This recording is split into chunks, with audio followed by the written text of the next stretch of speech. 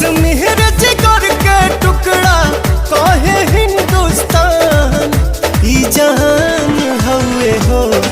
हमार शान हवे हो, ई जान हवे हो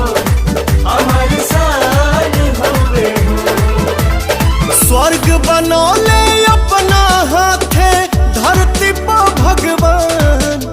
ई जहान हवे हो हमार शान हवे हो, ई जान